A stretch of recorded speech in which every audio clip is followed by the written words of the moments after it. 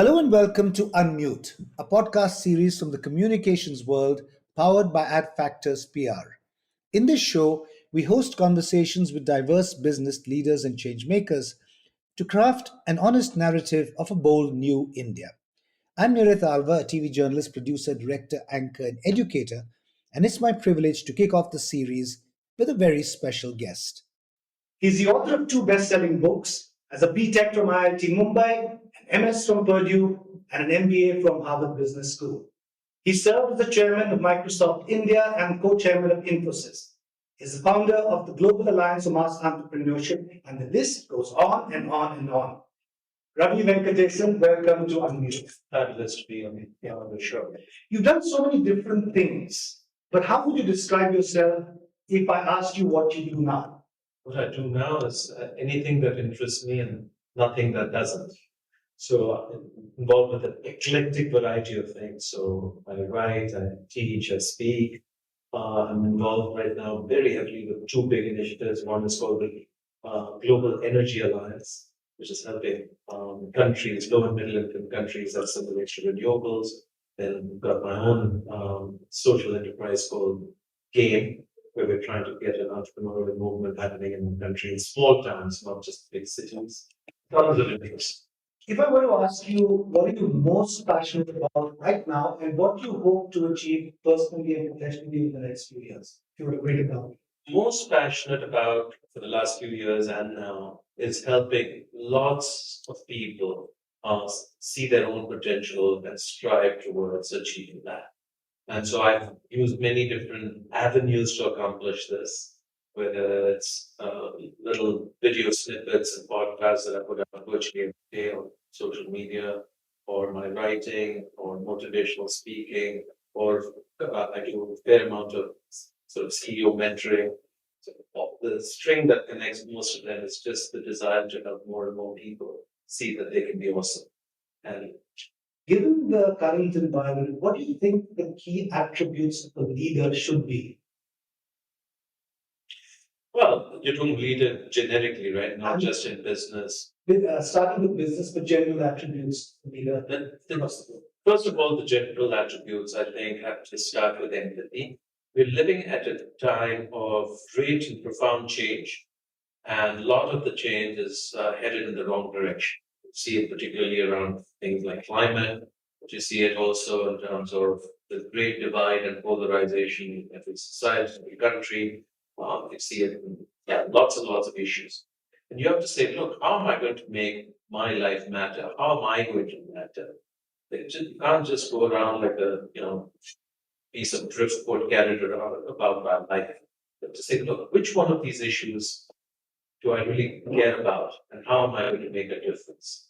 So I think that's a very distinguishing quality of leadership. Second thing is military has always had a distinction between wartime generals and peacetime generals. But both of them have the same title, which is general, but there's a day and night difference. And you don't want a peacetime general leading your army in war. Conversely, neither do you want some General Patton leading your peacetime army, because for sure you'll get into a war. So, but right now we're at a time where the conditions are much more sort of like on the battlefield. And so whether you're in business, whether you're anywhere else, you have to be leading from the front. You have to be incredibly intense. Okay. You have to be willing to make decisions quickly, knowing that some of them will be wrong. You have to have courage to not ask for permission, but willingness to ask for forgiveness. You have to, lead your troops, your people well, which means putting them before you, etc., etc. All the things that great generals do, so you can read a history book or whatever. I think that's very, very, very important in these times, to be a wartime leader, not a peacetime leader. Diving back a little bit to your time at Microsoft India, how did your tenure there shape your perspective on industry and technology in India? Well, I was at Microsoft for 8 years, and probably was the greatest learning experience of my life. I've done many interesting, challenging things, but I probably learned more there than any other place. To your question around how did it change how I think about industry? Well, I think by 2007 or 8, I began to realize it's no longer a technology industry. Technology-enabled world we're living on, and we're moving into that realm where every business is a technology business. Our lives are going to now be, shaped by technology to a greater extent.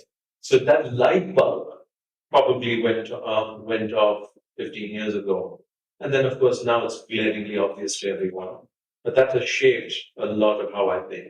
The second thing I would say is I realized during my time there that technology is like everything. It is dual use in the sense it can be used for good and it can be used for bad purposes. So you take the earliest invention like fire, it can be used for good, it can be used for bad. Explosives, same way.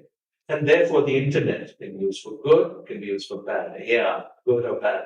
And how we use it depends a lot on us. And that's where leadership and responsible leadership really matters. And I got a fairly sharp lesson in that in Microsoft. Even the twists and turns of world politics, the VUCA world that we're sort of living in now, where do you see India's economy, ending up in the decade of the 20s? Basically, 2030, some principle is I use the words or the phrase both unknown and unknowable very often. Okay, so I use the same in answering your question. I think clearly India has extraordinary potential. Many people are describing it as the Indian century, right? And it could be because we have few things going for us. The obvious one being demographics, but a lot of the world is aging, so that's a nice thing. The second important thing is geopolitics. The decoupling that's going on in the world is a huge advantage, and we see that. We're trying to take advantage of that. The third thing is, I think we've become very much more confident about innovation. Things like Aadhaar and UPI and the digital public infrastructure, they made us, or Vande Bharat trains, have given us a certain amount of confidence that we can innovate and invent, not just copy. And leading to, I think, the most important quality, which is self-belief. Look at 75 years of independence. It's only recently that we've begun to, more and more people have begun to believe that this could be an Indian century. So these are all the good things. But there's a big but. There are lots of headwinds. And have to talk about it. I think climate is going to affect us more than most parts of the world, South Asia. And it's going to be non-trivial to figure out how to adapt to climate. I think the second one I worry a lot about is politics. It's become vicious and divisive, and there's a high probability we could end up with a closed society. You could see the evidence from around the world. Barring China, no closed society has prospered economically. So that's an issue. I think the corruption is dangerously close to becoming a cancer that engulfs everything. I just had a LinkedIn post on that yesterday. Lack of rule of law, access to justice is I think been a huge issue for a long time. And I don't think you can be a 5 trillion, 10 trillion, 20 trillion economy on a foundation of sand where most people lack access to justice. So these are the risks. So I think it's equally weighted, and therefore depends on us. How do we manage these risks? Actually, you anticipated my next question, which was you've always been really passionate about corporate social responsibility. What is your opinion on the most pressing social and environmental issues? You sort of covered them, but if you can speak more about climate change, environmental issues that are sort of in the list of burning issues is very long. Okay, you could start with extreme inequality, access to healthcare. We're doing fine in terms of education enrollment, but the education outcomes are terrible. The governance and justice issues, any number of them. That's not the point. The real point is, I think we have to go beyond corporate social responsibility. CSR today has many critics who basically point out that it's a license to do a whole bunch of bad things and then write a small check, 1 or 2%, and all your sins are washed off. Okay? I think we need to go beyond that. So I'm a big fan of my friend Paul Coleman. He was the CEO of Unilever. He's come up with this idea for the last few years called net positive. It's not just net zero, it's net positive. How do you build companies that, as they grow, leave all stakeholders better off? Leaves the planet better off, leaves employees better off, customers better off, and the planet shareholder better off. So I think we've got the idea of CSR is a very last century idea. Net positive is the real idea today. India has got presidency in the G20 sort of movement this year, and we're doing a lot of noise around it. How do you think we can use this year to position ourselves differently on the world? I don't know. It's not a question that has occupied my mind too much. But if I have to sort of instinctively respond, I would say this is a very divided world we're living in. And the extent to which India is able to bring countries and leaders together, world leaders together, and heal some wounds, it will be a good accomplishment. I don't know how we do it, but we have the opportunity to do it. For instance, around the whole Ukraine war, there's a strong conviction when I go around the world that two countries are important in terms of finding solutions for this. One is China and one is India. So on any number of issues, whether it's climate or development, I think by virtue of our size and momentum, we have an opportunity to bring people together. What would your advice be to entrepreneurs hoping to succeed in India's rapidly evolving tech sector? Funny you should ask that, because that was my post yesterday. Yeah, just to summarize it, first thing I'd say is, if you're going to build something, try and solve a problem that really matters. Okay, trying to deliver groceries in 10 minutes to the 0.1%. It's really not an interesting problem when there are so many other issues that you could solve. So apply your extraordinary mind ability to solving big problems, number one. Number two, try to build a great business, not just a successful business. Too many entrepreneurs lose their way just chasing valuations. And I think they're selling themselves short. Okay. I think the opportunity is there to build a great business. And I think of a great business as, for instance, Infosys. Partly because I was associated with it for some time. But there hasn't been another company since then that was really a game changer. There have been some very successful firms, a game changer. So I would say that would be a second bit of advice. Number three, if you're going to do that, obsess on talent. Okay. Hire people who are just incredible, way better than you, and something different. And get a good board way sooner than you have to. A lot of them begin to think about assembling a good board just before the IPO, okay, because that's required. And I'd say a good set of people, independent, who care about helping you succeed is just invaluable. Moving on, thanks. You've been giving, freewheeling questions so that you have been answering each one in so much of long. Can't end this discussion without talking about artificial intelligence, chat GPT, machine learning, where and automation and where all that is going. Because whatever I'm reading, whatever I'm hearing is people's opinions on what they think might happen, including the extreme view that artificial intelligence will help us, will eliminate us as a species. Instead, that we don't take charge of it. So, your views. Well, you're going to get another opinion. Because truly at this point, most of what we have is speculative opinions. Obviously, some opinions are more deeply informed than others, but I would say that's where we are right now. Look, this is one of the most extraordinary developments in human history. And I often refer to it as the steam engine moment, because the development of the steam engine in the 1700s transformed the world, all our lives. It didn't happen and play out in a particularly good way for a lot of people. Eventually it did, but in the interim, there was lots of casualties in terms of jobs lost, lives crushed, etc. And AI, like I said, like any other powerful technology, is dual use. It can be used for good and it can be used extremely good. And because it's so powerful in its potential, it could end up in that Terminator scenario you talked about. But that nothing is inevitable. Everything in this world depends on choices we make collectively.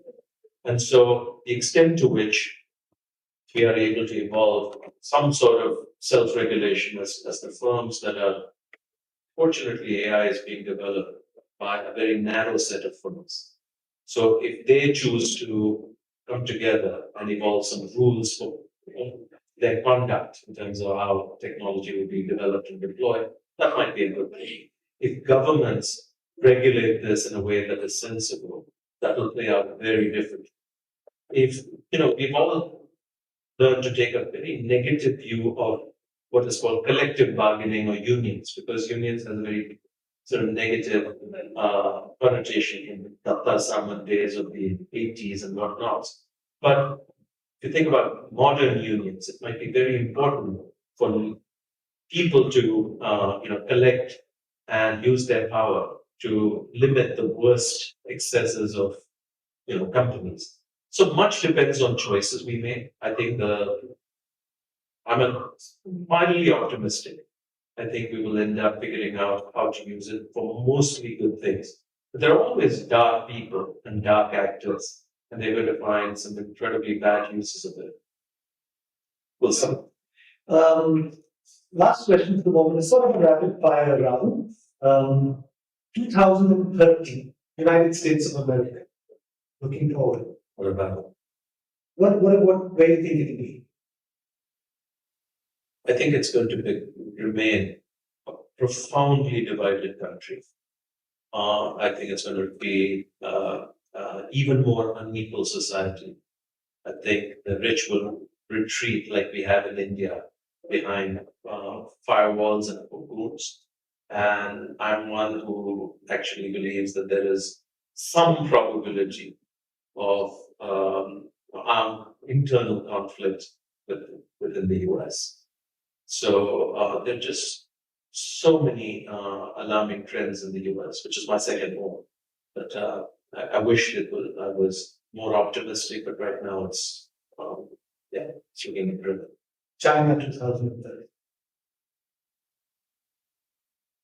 I have wishes for China 2030 because I think it's a great country and a great people.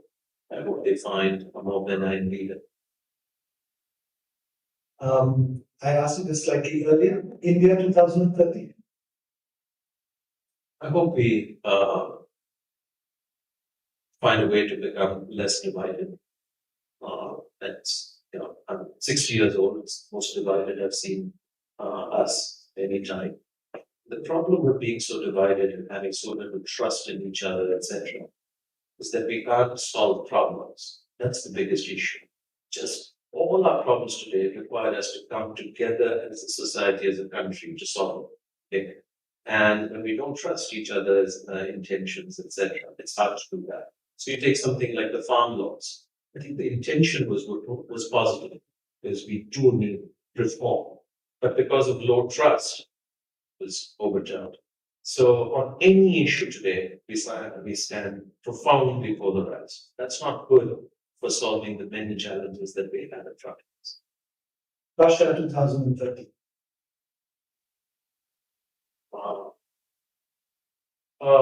I think it's going to be a severely diminished country and very largely just focused on natural resources, exporting natural resources.